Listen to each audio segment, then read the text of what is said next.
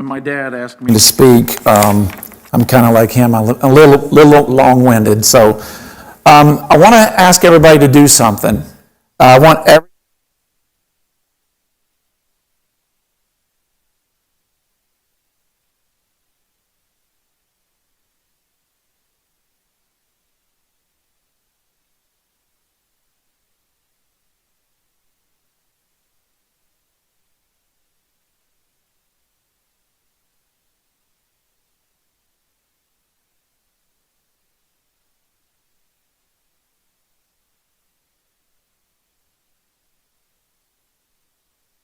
God stepped in. You know, you can open your eyes now. You know, I remember myself about 20 years ago.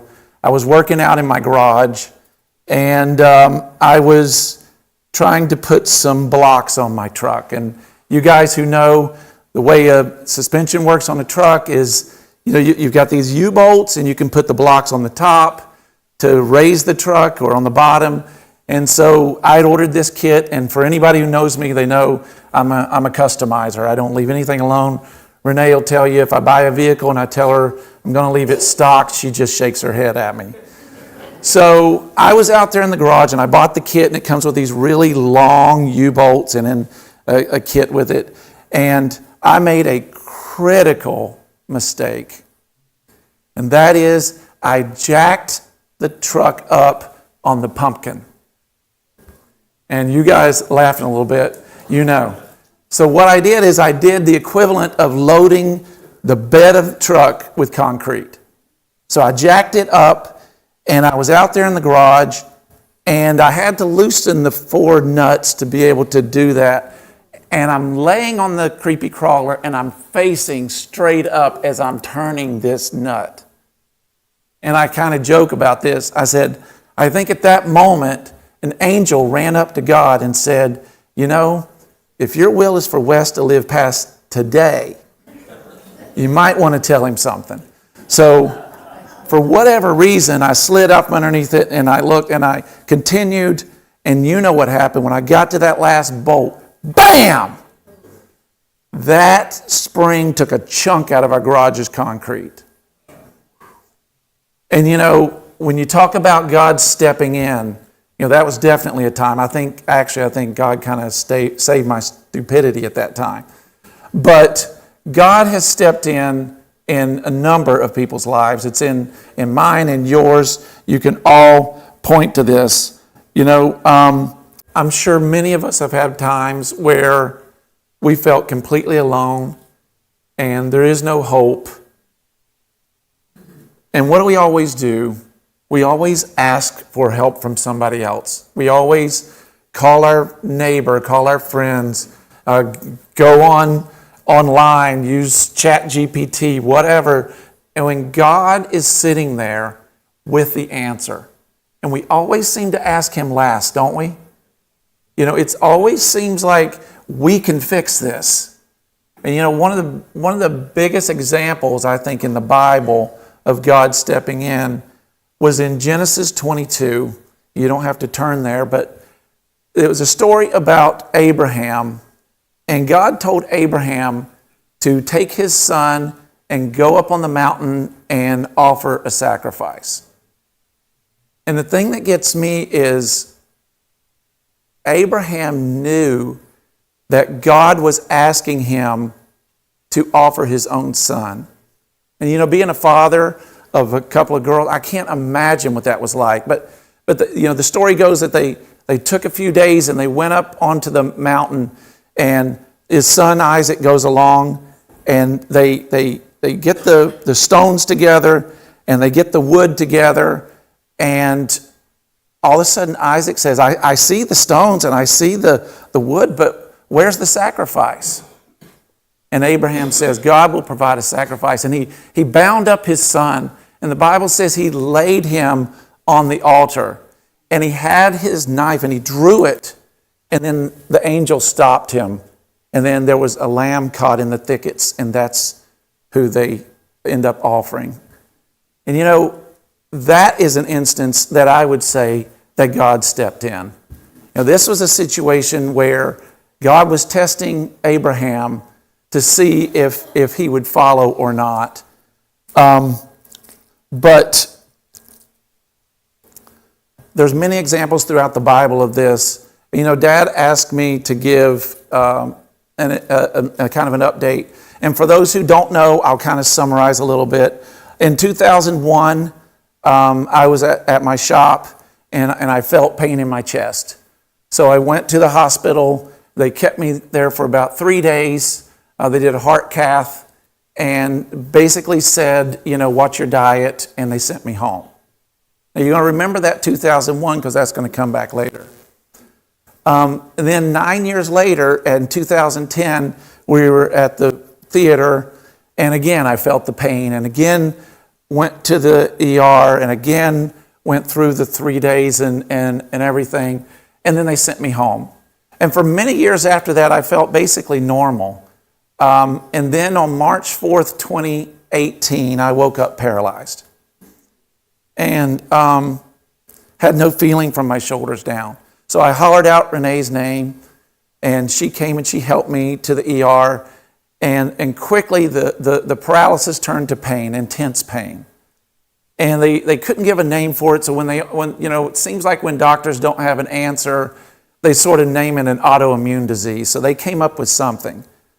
And so that year, I spent 2018 either in a wheelchair or I could walk with a cane if somebody was assisting me. We saw several doctors, holistic, tried to find answers, and there just wasn't any. November of that year, I was able to walk our youngest daughter, Rebecca, down the aisle, and you know, I had my cane, and she helped me up, and we kind of walked each other down. But we were thankful for that. So I kind of got accustomed to it. I cried almost daily from pain, and you who have pain, you understand. So we go into 2019, and on February 4th was my mom's birthday. And so Dad and Mom came over, and we had lunch together. And I told him, I said, you know, tomorrow on February 5th, I'm on the cover of a Realtors magazine. And there's going to be hundreds of other realtors there, and it's going to be a big celebration. And I was all excited. Then 6:40 the morning of February 5th, I was back in my office working, and it felt like a bear grabbed me from behind and just squeezed me. And I cried out. I said, Renee. She came running. She called 911. Paramedics came. They took me to the hospital there in Daytona, and they ran a whole bunch of tests. And the doctor came back after running what's called a CTA, and he said, you have an ascending aortic dissection. A helicopter is on the way to get you. They're going to fly you to Shands in Gainesville. You're going to have open heart surgery within the hour. I wish you luck.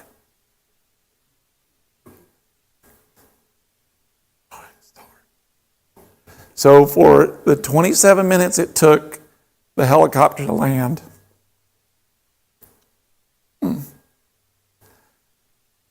I had to tell Renee and our girls how much they mean to me, and excuse me, how honored I was to be her husband and their father.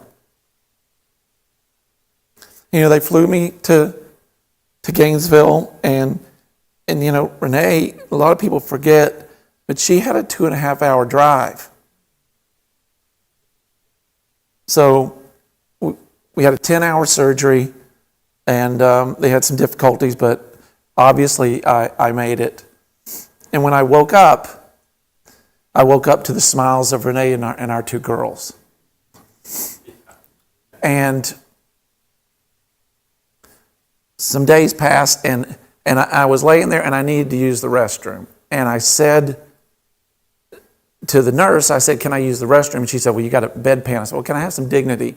So she brought me the tree. And without thinking, I grabbed the tree, and I went towards the bathroom. And my oldest daughter screamed, Dad, you're walking. I immediately took my arms and I started lifting them because they haven't gone past this in a year. Huge celebration.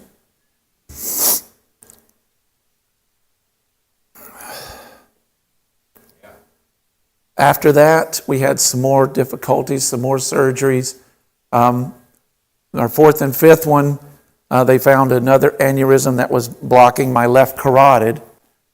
And they said, we have to put a sleeve, but we're going to have to block off your left carotid, and we're going to have to cut your neck and run a tube to tie him in so that you'll still be able to function, but you have a 50% chance of being paralyzed. So we decided to have that. And I had the surgery and it came through okay. But you know, that year, because I couldn't get my stride, it seemed like every time, and I'm sure you guys have had this, where you feel like you're taking a step forward and then something happens and knocks you back. And I became angry with God. And then one morning I woke up. And God spoke to me and said, had it not been for your dissection, you could spend the next 30 years in a wheelchair. That changed me. You know, I've read many times in the Bible about the Apostle Paul, and he always said, I glory in my infirmities. And I always looked at it and said, how can anybody be happy about pain? How can anybody be happy about that? What's wrong with this guy? Now I understand. I understand. Had it not been for that dissection, my whole life could be completely different right now. You know, there's three things, important things that I want to let you know about in that instance where God stepped in. The first one is Renee worked out with her girlfriends Monday, Wednesday, and Friday. Every Monday, Wednesday, and Friday. Well, I dissected on a Tuesday, so she was there to help me and call 911. The second one, and I kind of joke about this, but it really isn't a joke, is the paramedic that came, this giant guy that helped me, his name was Gabriel. And you can't really make that up. And then the third one is when I called my brother from the hospital, he had a friend who sold medical equipment to the surgeons at Shands. And he just happened to be friends with the surgeon who's the world's best dissection surgeon, and he oversaw my surgery. So that's where you'd have to say that God stepped in. Wouldn't you agree with that?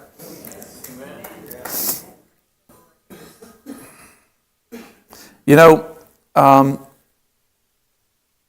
I was visiting with my doctor once. This was last year, I believe. Maybe it was 2 years ago. And I was complaining. You know, we all, I mean, isn't that what we do with the doctors? That nobody goes in there to say, I'm having a great day. So I'm in there and I'm complaining and I'm kind of nagging and I'm talking about the stuff that I deal with. And he's a believer. And he looked at me and he says, Wes, you should be dead. I went, this is a doctor telling me this? He says, in God's design, He designed humans to be born, to go through life, to have diseases, things happen, and then you die. He said, it took 15, 20 years ago, there was no surgery for the dissection. He says, we just used to inform the family that we did all we can. And they would rupture and they would die. And so I kind of brought this, so if anybody doesn't know, and this is what he showed me, is to show what a dissection is. He says, take a piece of paper and roll it up and have 3 levels. And that's your artery. And that's going every day. Well, when you get a tear, this separates and the blood gets dissected into another part. And when the pressure builds up, you rupture and you pass away. It's a 3% chance of survival. Only 3 out of 100 live past the first hour. And so when he told me that, and he said, kind of quit complaining. Why are you complaining about your side effects? You should be dead. And so last year, and here's where my 2001 comes back. Last year, I sat down with my cardiologist. We were going through what's going on with me now, which I'll get to a little bit later.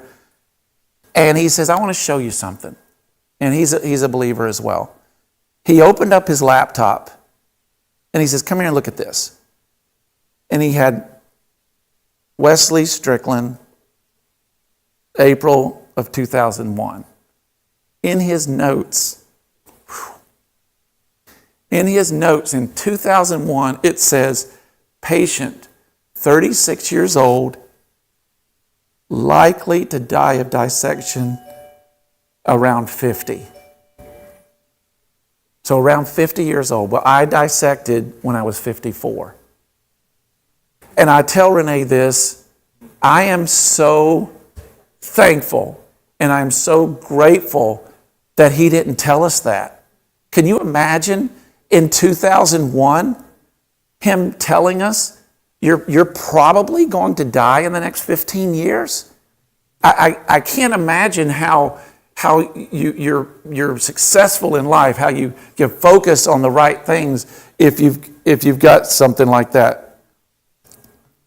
So I thank God that he didn't tell us that. So the other day I was talking to Renee and getting ready for this day, and I asked her, I said, why do you think God spared me? I mean, 97 out of 100 don't get spared. Why am I special? And she said, I know why. She said, there's another one. She says, it was so you could heal your broken relationships with her and our girls. And I was a businessman for many, many years. Kind of like Eddie, ran the business and trying to get things going. And I was focused on what? Making money.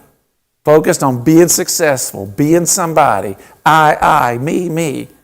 And you forget that the businesses come and the businesses go, but I forgot who was most important. And so I do think that I'm still working to heal those relationships. But I do agree with her that is probably the reason that God spared me. And and this brings me back to what my doctor said. And when he said that I had a medical intervention to intervene with God's plan, and it's not specifically my plan, but just the plan of creating man and having us our bodies fail. And so in that aspect of it, I shouldn't be here. And that's what he was saying. He wasn't trying to be rude to me. But I am alive, obviously. I have side effects. And this kind of reminds me of medicine. You ever watch the commercials and they'll say, take this drug and it's going to get rid of your headaches. You're going to have terrible headaches, but this is going to be great for you. And if you wait a few more seconds, this speedy thing comes across the bottom.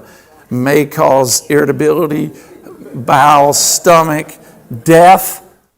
Like, no, I'll just keep with the medicine. But the side effects of those medicines sometimes are way worse than the headache itself. And the same with kind of all of us, and not necessarily medically speaking, but spiritually. If we choose to sin, God will definitely forgive us. And that kind of reminds me, you remember the story about the fence post with a young boy? So you had a father and he had a young boy and he just kept acting up, and he would act up and then he would ask for forgiveness and act up and ask for forgiveness. Finally, his dad says, take this bucket of nails and take this hammer, go out there to that fence post, and I want you to hammer every single one of those. So the boy was out there for several hours. He hammered and he came back. He was all happy. His dad says, now take the other end of that hammer, the claw, and go remove all of them. And so he went and he removed every single one, and he came back and he says, now son, what's wrong with the fence post now?